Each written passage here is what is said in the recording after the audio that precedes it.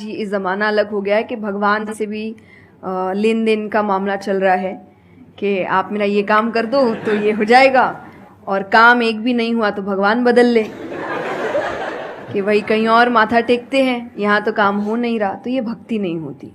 तो एक तो जो परसेप्शन भक्ति का बन गया है कि भजन कीर्तन पूजा पाठ कर लिया और भक्ति हो गई। भक्ति का असल मीनिंग है सरेंडर, समर्पण। और समर्पण व्यक्ति कब करता है? जब पहला चीज विश्वास होता है कि वो जो भी करता है वो सही करता है। मुझसे कई बार लोग पूछते हैं कि आप बहुत ज़्यादा डिप्रेशन में नहीं जाते, या कोई आपने सब कुछ देखा है, चाहे स्ट्रगल है, इंसल्ट है, रिजेक्शन है, हर फील्ड में हर चीज़ होती है। अगर आप आगे बढ़ रहे हैं, कोई पोजीशन पे जाने की कोशिश करें, तो आपको इनका सामना करना पड़ेगा। ये जिंदगी के साथ आता है, तो आपको सामना। लेकिन मुझे कभी दिक्कत नहीं दी ये चीज़ें। क्यों? क्योंकि जो मैंने कहा समर्पण, मुझे पता है कि एक ऐसी शक्ति ऊपर बैठी है जो मेरा बुरा नहीं चाहती। तो कई बार बुरी चीज़ें भी मेरी ज़िंदगी में हो रही है, मुझे पता है वो मेरे अच्छे के लिए है, क्योंकि वो कर रहा है। तो ये समर्पण, ये भक्ति है। तो ये आपको हारने नहीं देती। क्यों हारेंगे आप? क्योंकि आपको पता है ना कि वो हारने देगा नहीं।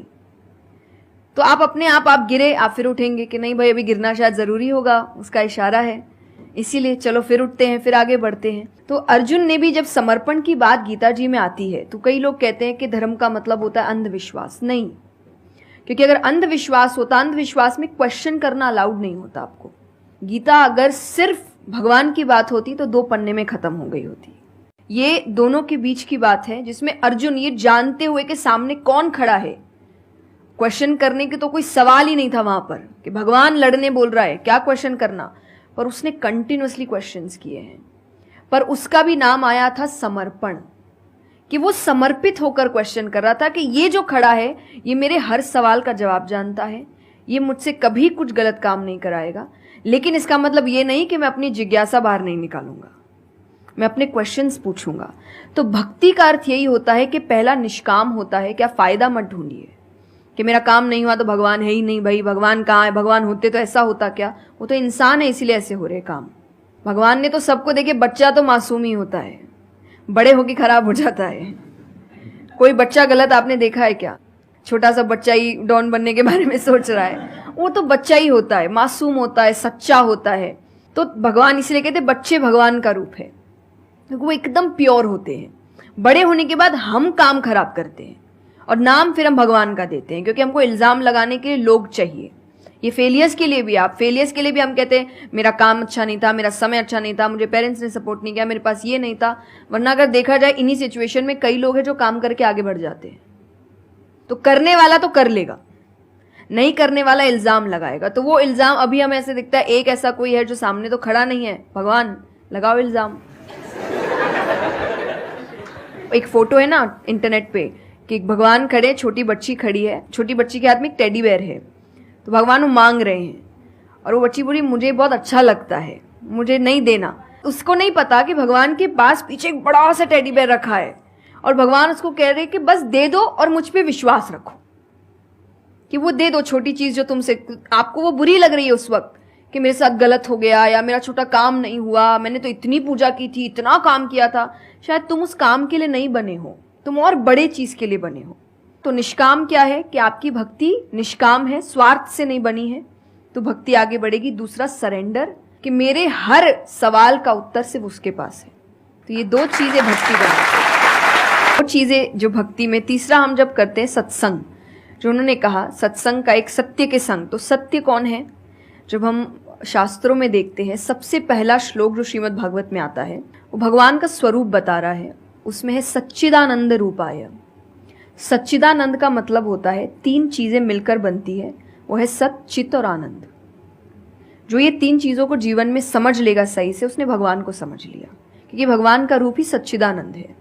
तो सबसे पहला है सच, जो कहा गया सच की राह पर चलो।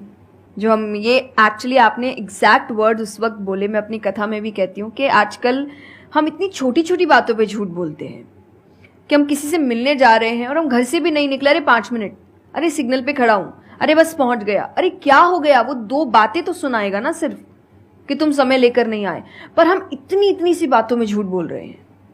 ये हमें लगता है कि कोई बड़ी बात नहीं, पर ये बहुत बड़ी बात है कि आप इतना भी सच का सामना नहीं कर सकते, और फिर हमें लगता है कि हम लाइफ की जो प्रॉब्लम्स है उसका सामना कर लेंगे, खुद के सच का तो सामना कर नहीं पा रहे हैं। जिंदगी का सच सामने आएगा तब तो बैंड ही बज जाएगी पूरी, क्योंकि वो कठिन है। जिंदगी आसान नहीं है, किसी के लिए नहीं, भगवान के लिए भी नहीं हुई। आप राम जी को उठाइए, कृष्ण जी को उठाइए, जब तक यहां रहे कोई सुखी नहीं रहा।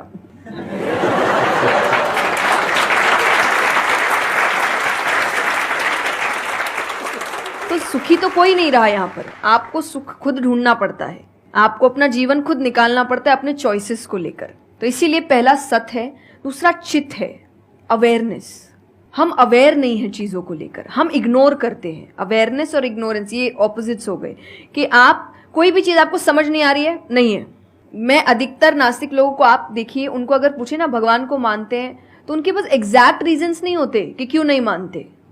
बस नहीं है, दिखा नहीं, मुझे नहीं दिखा तो नहीं है। तो तुम्हें तो बहुत चीजें नहीं दिख रही। मेरे पापा इस पर मैंने एक बार उनसे क्वेश्चन किया था कि बोले तो पापा कैसे जवाब दे। तो पापा बोले उनको पूछना उन्होंने अपने परदादा को देखा था। देखा तो नहीं होगा।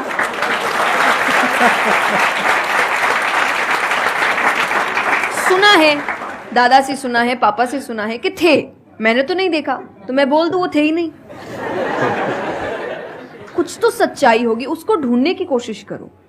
मैं धर्म के लिए हमेशा कहती हूं कि आपको ढूंढना पड़ेगा। भगवान, मेरे पापा ने मुझे एक बात कही थी, भगवान मानने की चीज है, जानने की नहीं। जानना क्या होता है, पहले इस्तेमाल करे फिर विश्वास करे।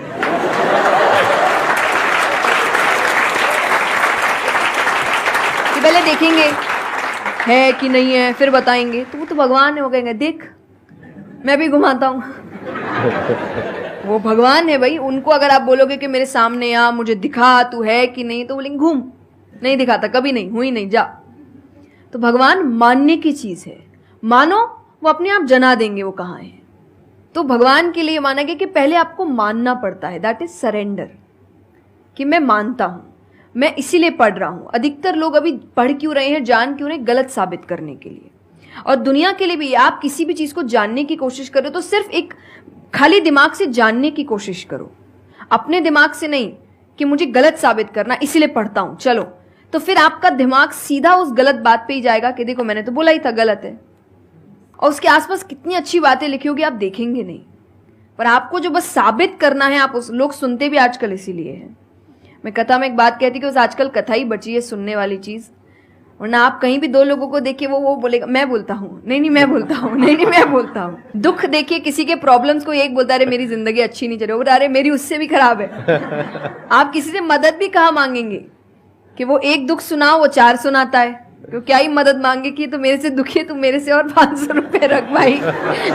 ये तो लोग हर वक्त कोई सुनना नहीं चाह रहा, और सुन भी रहे हैं तो इसीलिए कि ताकि बस मैं बोल सकूं, कि ये खत्म करे बस जल्दी से चुप हो ताकि मैं बोलूं।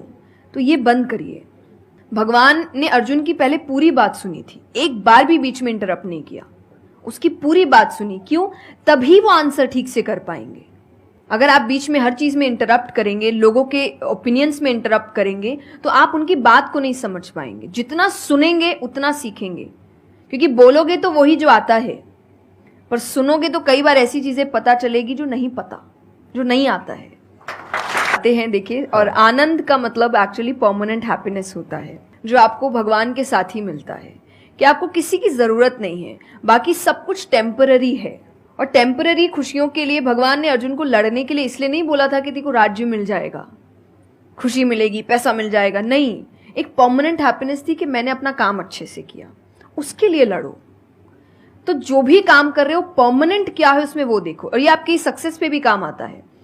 भगवान जैसे अब हम कहते हैं ना कि दुनिया में कुछ सच नहीं है, संसार सच नहीं, इसका मतलब क्या? छोड़ने के लिए नहीं। क्या आप पहली चीज जब दुख आ रहा है तो डिप्रेशन में मत जाओ, क्योंकि आप जानते हो ये भी परमानेंट नहीं है, टेम्पररी है, कल फिर ठीक हो जाएगा। खुशी आ रही है तो घमंड मत करो, ये भी निकल जाएगा, ये पोजीशन भी ज्यादा समय तक रहेगी नहीं, तो उसको रखने के लिए काम करते रहो। तो भगवान हर चीज में कहते बैलेंस्ड रहो, और परमानेंट वो है उसके पीछे भागो। तो आप अपने आप ही जो दिखावे की दुनिया है, करते हम सब है और सब कुछ करना चाहिए लाइफ में, सब एंजॉय करिए, पर अगर उसको जानते हुए करोगे कि परमानेंट नहीं है, तो जैसा मैंने कहा वो यहां जाएगा नहीं। जैसे एक पक्षी है, आप पेड़ पे उसको बैठा दो और फिर जिस ब्रांच पे वो बैठी उसको काटने लगो, और जब तक ब्रांच नहीं गिरेगा वो नहीं हटेगी, क्योंकि उसको ब्रांच पे भरोसा है ही नहीं। उसको पता ये रहेगा ना, उसको अपने पंखों पे है कि वो जैसे ही गिरेगा मैं उड़ जाऊंगी।